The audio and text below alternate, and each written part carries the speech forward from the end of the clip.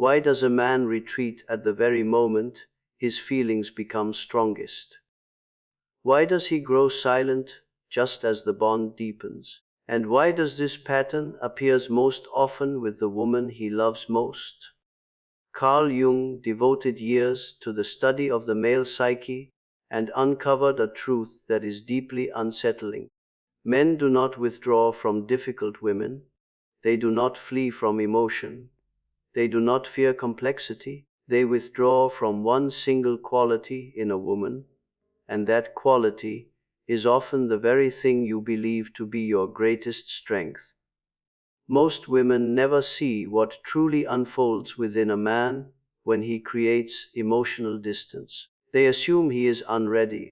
They assume he fears commitment. They assume emotional immaturity. But Jung saw further into the depths. A man who loves you deeply does not pull away because he is cold or incapable of love. He pulls away because you awaken something he has buried for most of his life. You activate a psychological reaction Jung described as one of the most dangerous moments in a man's inner world. And here lies the painful truth. Nearly every relationship strategy you have been taught only intensifies the problem. Advice like give him space misses the essence. Tactics such as be mysterious miss it entirely. Even let him chase you fails to touch the core, because no one explains what actually happens in his unconscious when he encounters a woman like you. No one tells you why men avoid the women who reach them most deeply. No one explains why your emotional honesty unsettles him. And no one reveals that what you have been taught to see as a flaw is in fact your greatest psychological force. Jung discovered that certain women carry a trait men unconsciously fear, not because it is destructive, but because it is powerful enough to force a man to confront himself, and most men are not prepared for that confrontation. In the next moments, you will understand what unfolds in a man's psyche when he encounters a woman who carries this trait. You will see why he withdraws even while loving you, perhaps precisely because he loves you. You will grasp the Jungian insight that explains why emotional depth creates distance in men. And you will encounter a psychological understanding that changes everything, not to control him, not to manipulate him, but to finally comprehend what is happening within him when he shuts down. But you must be warned. This understanding is painful, because you will realize he is not running from you. He is running from the man he would be required to become by your side. He is fleeing from the emotional depth you awaken within him. And here lies the paradox. The more authentic you are, the more you embody your true nature, the more you compel him to face his own incompleteness. Jung called this the mirror of the unconscious. You reflect back to him everything he has failed to integrate, and that is why he keeps his distance, not because you are too much, not because you overwhelm him, not because you are too emotional, but because you are whole, and in your presence, his lack of wholeness becomes impossible to ignore. This is why men distance themselves from the women they love most. And if you are ready to understand this pattern, let us move deeper into what revealed about the male psyche and what few ever explain about the hidden psychology of men. Before we continue, I ask you to do something deliberate. If what has been described resonates within you, if you recognize yourself as the woman who confronts men with their own incompleteness, then write one word in the comments, now reflection. This matters because Jung understood that transformation does not occur through insight alone, but through conscious participation. By writing this word, you initiate a movement within your own psyche. You are telling your unconscious, I am ready to face the truth. I am ready to understand what is happening beneath the surface. This simple act becomes the first step toward integration, an unspoken agreement with your inner world. Jung called this active involvement in the process of individuation. Most women receive information passively. They listen, they nod, they think this is interesting, and nothing changes. But the women who truly transform, who alter their relational patterns, are those who take conscious action. They choose participation. They signal to life itself, I am not here merely to observe. I am here to change. When you write reflection, three psychological shifts occur. First, you validate your lived experience and confirm that this understanding is real. Second, you signal to your unconscious that you are ready to claim your inner power and release the belief that you are too intense or too much. Third, you align yourself with others who live this same paradox, being deeply desired and quietly avoided. Look at the comments and notice how many have written reflection. These are women who recognize the pattern, women stepping out of unconscious repetition and into awareness. And here is the most significant shift. When you write reflection, you train your mind to observe your own relationships differently. You begin to recognize the moments when you awaken his inner conflict. You see when he retreats from his own depth. This awareness is what separates women who repeat painful cycles from women who break them and form honest, grounded connections with men who are capable of growth. This realization can feel heavy because it removes the illusion that you did something wrong. It reveals that your presence alone creates movement. And when a man senses that movement, he feels exposed. He feels seen in ways he has long avoided. Your emotional clarity, your calm confidence, your grounded presence compel him to face the parts of himself he has neglected. He may not understand this discomfort consciously, but his body responds long before his mind can explain it. Distance becomes his refuge. Silence becomes his armor, not because you wounded him, but because you revealed him to himself. This is why pursuing him, explaining yourself, or diminishing your presence never draws him closer. These responses only scatter your energy and deepen your confusion. When this truth is understood, your power returns. You stop interpreting his withdrawal as a personal failure and begin to recognize it for what it is: a reaction to depth, a reaction to growth, a reaction to a form of love that demands maturity. And once you see this clearly, you no longer plead for connection. You choose alignment. You choose men who can remain present within the light you naturally carry, without needing to escape from it. In this awareness, peace replaces confusion, and self-trust replaces doubt. Do this now before we proceed, because what follows can only be received by women who have already taken this first conscious step. Those who merely watch and listen may hear the words, but they will not take root in the unconscious. But for the women who wrote reflection, everything that follows will carry real psychological weight. So are you ready? Good. If you wrote reflection, you are prepared for what comes next. First, you must understand something about the male psyche that most women never learn and most men never fully grasp. Discover that every man carries a feminine principle within him. He called it the anima. This is not symbolism. It is a living psychological structure present in every man. The anima contains everything he experiences as feminine within himself, and therefore excludes from his conscious identity, his emotional sensitivity, his longing for intimacy, his capacity to feel rather than only analyzed. From early childhood, when a boy hears messages like "be strong," do not cry, or do not be weak, he begins to sever himself from these inner aspects. They do not disappear. They descend into the unconscious. They become his anima. And here is where the tension begins. This hidden inner world is projected onto women, especially the women he loves, but not all women awaken it in the same way.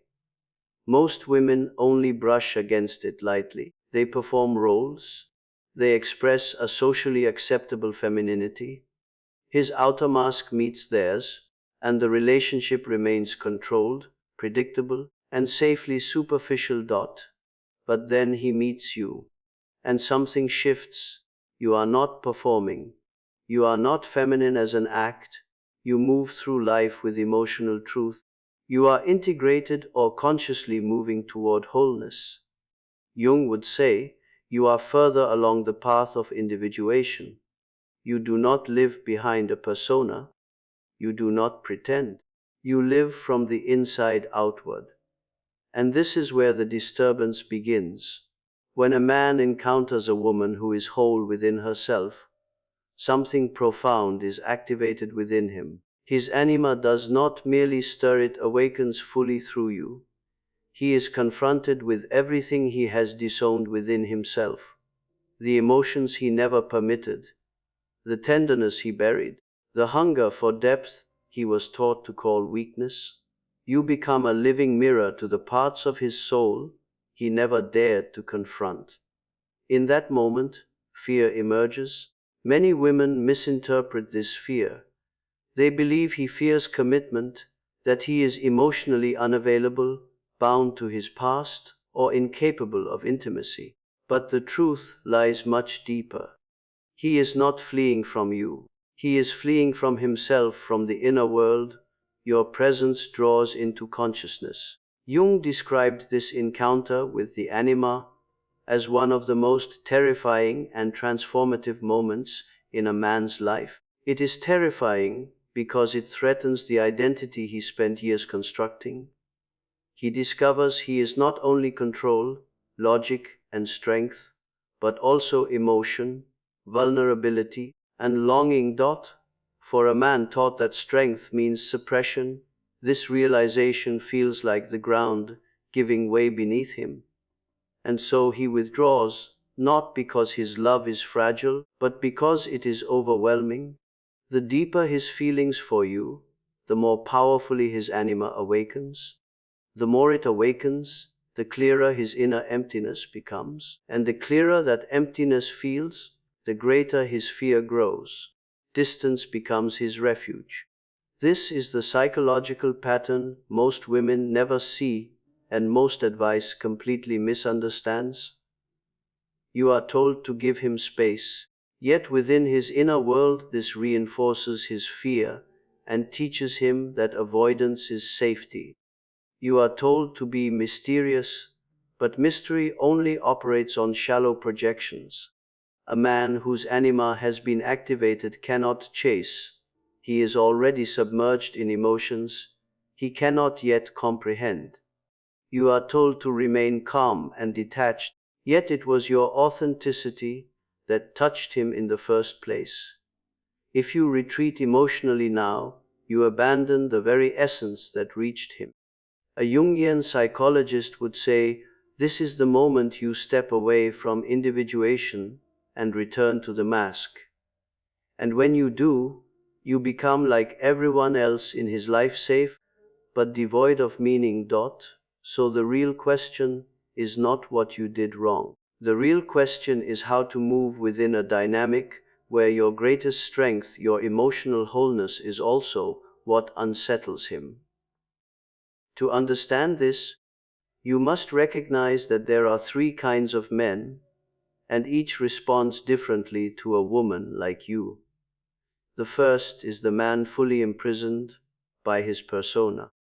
His anima is buried so deeply that he is unaware of its existence.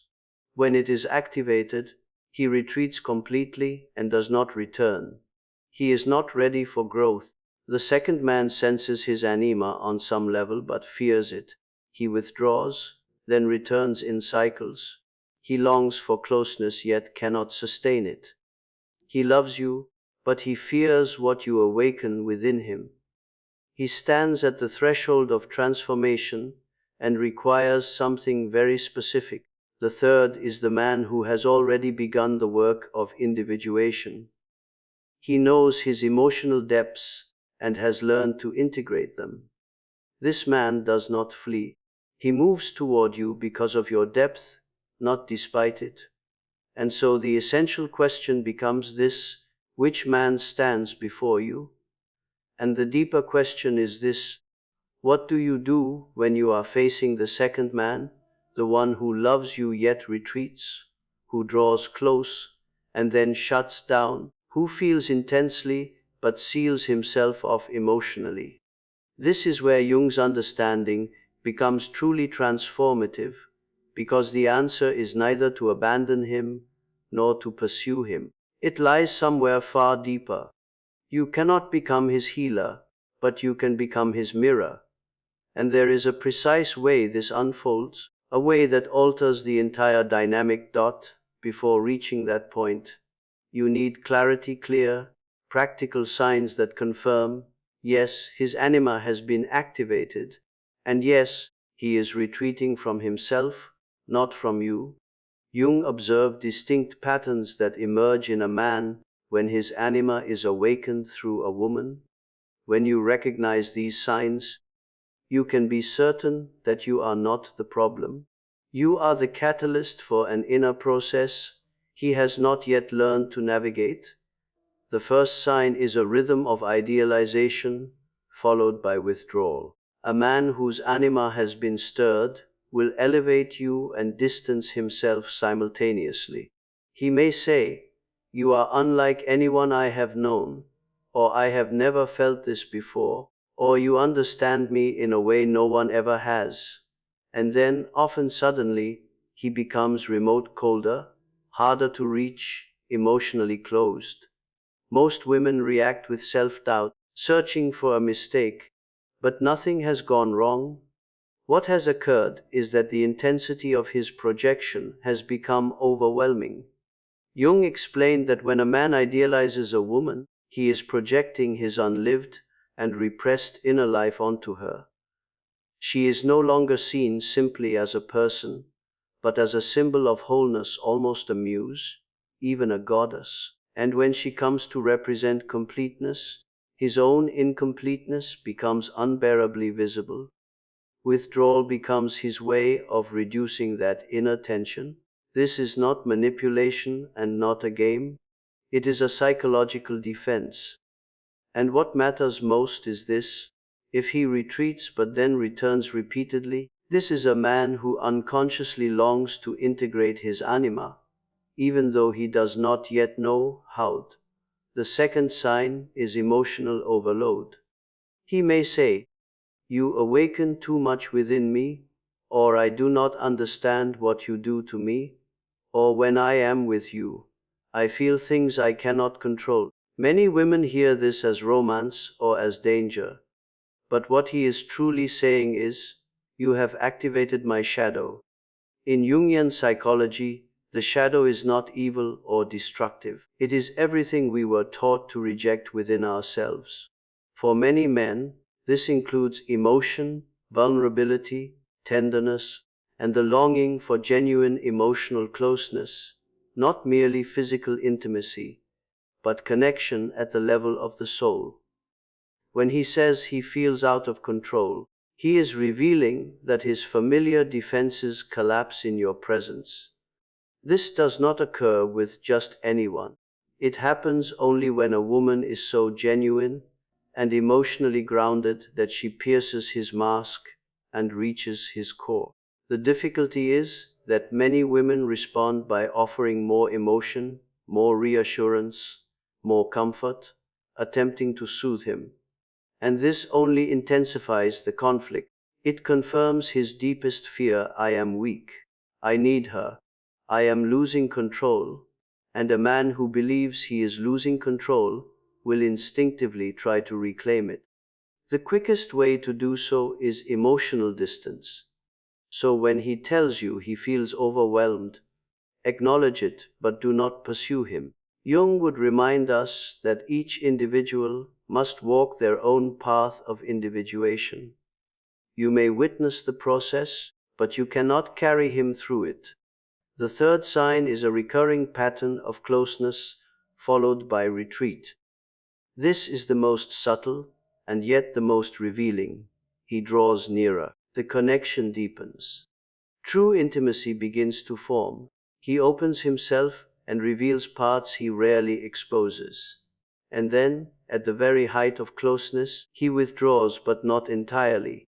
He does not vanish. Instead, he becomes shallow. His words shorten. His energy flattens. He remains present in form, but absent in depth. Jung would describe this as a retreat into the persona. He hides behind the socially acceptable self, because the authentic self you touched feels too dangerous to inhabit.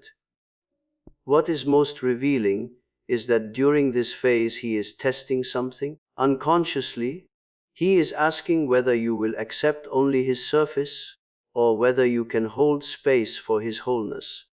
Many women fail this test without realizing it. They attempt to pull him back into depth.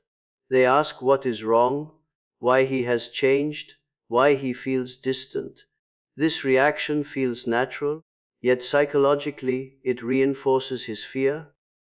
It tells him that his emotional presence is necessary for your stability, and that feels like too great a burden. So he protects himself by withdrawing even further. The Jungian response is entirely different. You notice the retreat, you respect it, but you do not abandon your own depth. You do not diminish yourself to meet him at the surface. You remain whole. You stay emotionally truthful without demanding that he follow you there. This is the distinction between neediness and being a mirror. Neediness says, return to depth because I require you. Being a mirror says, I remain in my depth, and when you are ready, you know where to find me. This is where true transformation begins. A man whose anima has been awakened cannot remain shallow for long. Once he has encountered depth, he may attempt to deny its importance. He may withdraw again, but his inner world yearns for the integration this connection offers. And so he returns, not because you pursued him, not because you controlled him, but because his own psyche draws him back. Each return carries him slightly deeper, integrates him a little more, and brings him closer to wholeness. This is the relational process of individuation that Jung described. But it only unfolds if you do not abandon yourself along the way. The moment you silence your truth to keep him, diminish your depth to soothe his fear, or personalize his inner struggle, instead of recognizing it as a psychological journey, you lose the very quality that could have supported his growth. This is why recognizing these signs matters so deeply. They create the inner distance that allows you to see clearly that this is not about you. It is his inner work, and you can witness it without disappearing inside it. And then the question every woman eventually reaches arises, how long do I wait? How long do I remain the mirror before accepting that he may never be ready? This is the correct question, and the answer is rarely spoken. Jung held a clear position on when a woman should stay and when she must walk away. Not every man whose anima you awaken is prepared for the transformation it demands. And the most dangerous illusion for a woman like you is believing that patience alone will eventually change him. Jung was unwavering on this point. Individuation cannot be forced. It can only be chosen. You can hold the mirror. You can reveal what is possible. You can live your wholeness and embody integration, but you cannot walk the path for him. And here lies the painful but necessary truth. Some men would rather remain fragmented than face the fear that accompanies real wholeness. Jung described this as the hero who refuses the call. These men move in endless cycles. They approach, then retreat. They return, then vanish again. They never truly remain, not because they do not love you, but because loving you would require them to love themselves, and they are not yet capable of that. So how do you discern the difference? How do you know whether you are facing a man who is truly individuating or one who is merely circling his own fears? Jung offered clear criteria. The first is movement, not stagnation. A man in genuine transformation moves. His progress may be slow, he may falter, he may step backward at times, but there is movement. Each return carries more openness, more honesty, more vulnerability. He begins to name his emotions rather than flee from them. Even when it is uncomfortable, something is shifting. A man who is not individuating returns to the same place every time. The same fears, the same justifications, the same withdrawal. Nothing deepens, nothing evolves. The pattern repeats without learning. And this is essential to remember. You are not his therapist.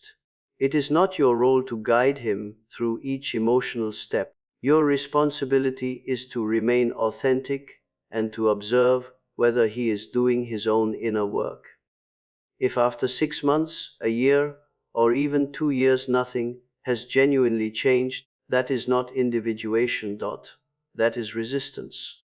And you cannot rescue a man who refuses to face himself. The second criterion is self-reflection rather than projection. A man who is ready for growth eventually takes responsibility for his behavior. He says, I see that I withdraw when things intensify, and I am working on it. He says, I recognize that my fear comes from my past, not from you. He says, I understand that I am running from myself. This is a man beginning to integrate his shadow. He does not accuse you of causing his inner conflict. He does not make you responsible for his emotional turmoil.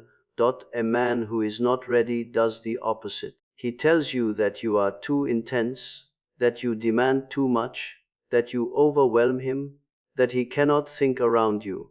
Feel the difference. One man claims his inner world, the other turns his inner world into your fault. Jung was explicit on this point. Projection is the opposite of individuation.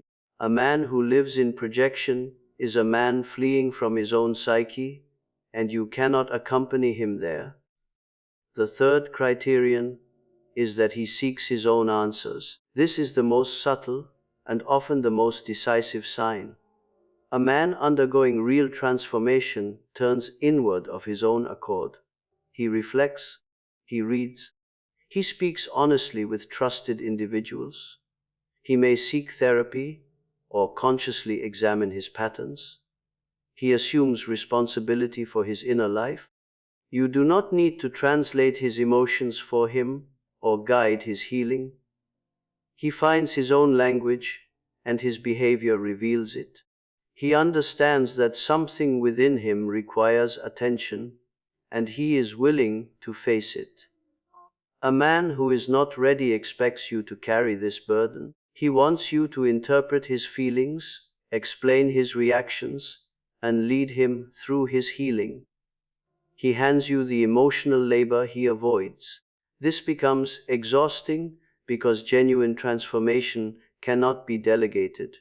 So look carefully at the man before you. Do you see movement or stagnation, self-reflection or projection, personal effort or passive expectation that you will repair him? Uncompromisingly honest with yourself, because here is the final truth you must hear. Your wholeness is not negotiable. You are not here to sacrifice your soul, so a man may avoid his own. You are not here to wait endlessly for someone imprisoned by fear. You are not here to abandon your individuation for the hope of his. Jung warned that the greatest tragedy is not that people fail to become whole, but that they abandon their wholeness for the illusion of connection. This is what many women do. Strong, deep, authentic women relinquish their depth in the belief that it will make a man stay. And here lies the cruel irony. In the end, he respects her less because on an unconscious level, he senses that she surrendered her strength for him, and if it could be surrendered, perhaps it was never fully claimed. This is the paradox.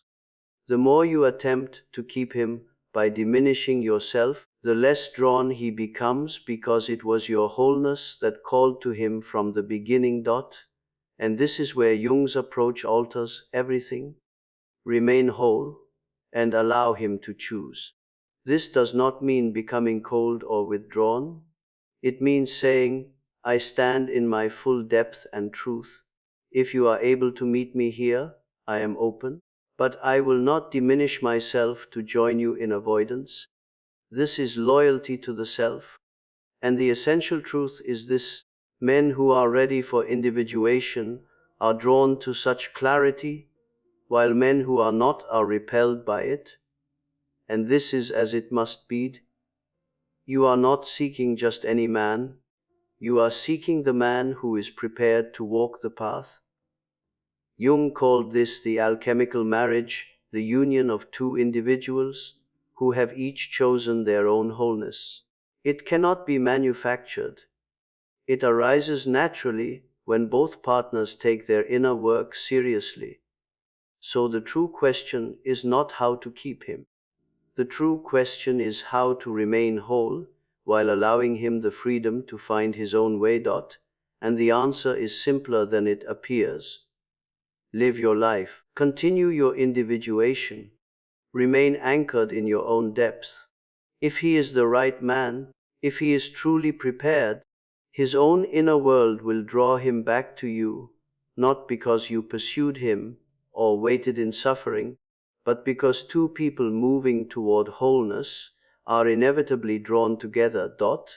And if he does not return, then he has offered you a gift. He has released you to encounter the man who is ready. Because such men exist, men who have integrated their shadow, who honor emotional depth, who take their inner development seriously. These men are searching for a woman like you. A woman who does not flee from her own depth. A woman who lives her truth rather than diminishing it. A woman who knows that authentic love never requires her to become smaller.